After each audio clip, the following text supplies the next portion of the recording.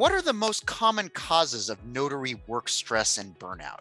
Especially for notaries and other entrepreneurs who have kind of a flex schedule. It's not like 9 to 5. It's not like you know what you're getting into. As notaries, we may get a call at 7 p.m. to do a late night signing. We may have to do some weekend work. It's really sometimes hard to find a balance in your life when your schedule is kind of out of whack like that, which affects your eating and it affects your exercise, it affects your relationships, and it just goes on and on and on. So that's why it's so vital that notaries are able to find ways to manage their stress and to find that lifestyle that's going to serve them well. Would you say that work stress and burnout is common among notaries who are just starting out, like starting their own business or just getting started as like mobile notaries or signing agents? So when it comes to, starting off, you've got the added pressure of, am I going to be able to make this work? Some notaries are giving up their full-time jobs or trying to find, some kind of part-time option. And when you're, you've got one foot out of one door and one foot in another door, there can be that added stress as well. Most new adventures come with a little bit of risk, but also, a lot of reward. If a notary can find a way to find that balance early on, especially when they're just starting in the business, find new ways to, set those boundaries for yourself, then there'll be a lot more reward.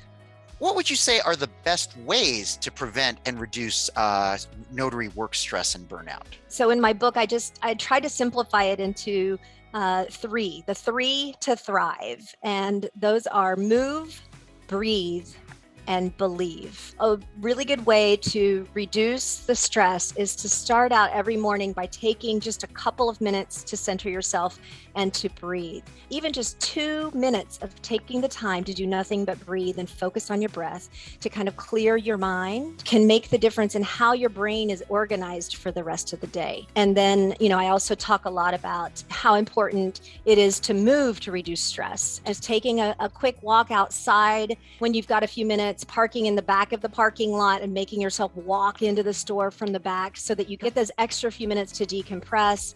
Little things like that can really kind of help adjust that stress level that you might be facing. Moving, breathing, and then the other thing I talk about in the book is believing, and just how important it is to check yourself and remember what your purpose is. And I go into that in a lot more detail in the book too.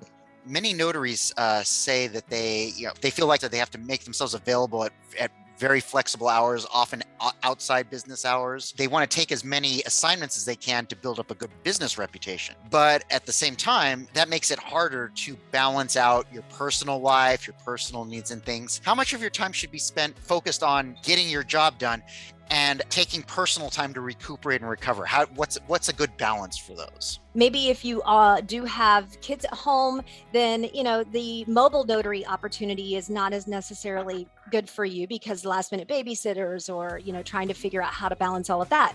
But maybe remote online notarization work would be a better option for you. There are many other ways to venture out as a notary or to stay home as a notary nowadays, with remote online notarization being legal in, I think, 38 states now. So there are lots of different types of opportunities open to us. So I think that, you kind of have to really look out there and see what might work for you. And also make sure you find those boundaries for yourself as well. Even if it means just, when you get home at the end of the day, sitting in your car for 10 minutes in the quiet. David, I do that all the time with my kids. Like I get out for a minute without my kids and I'm like, okay, it's been a crazy day. I'm just going to sit here for 10 minutes in the car and do nothing.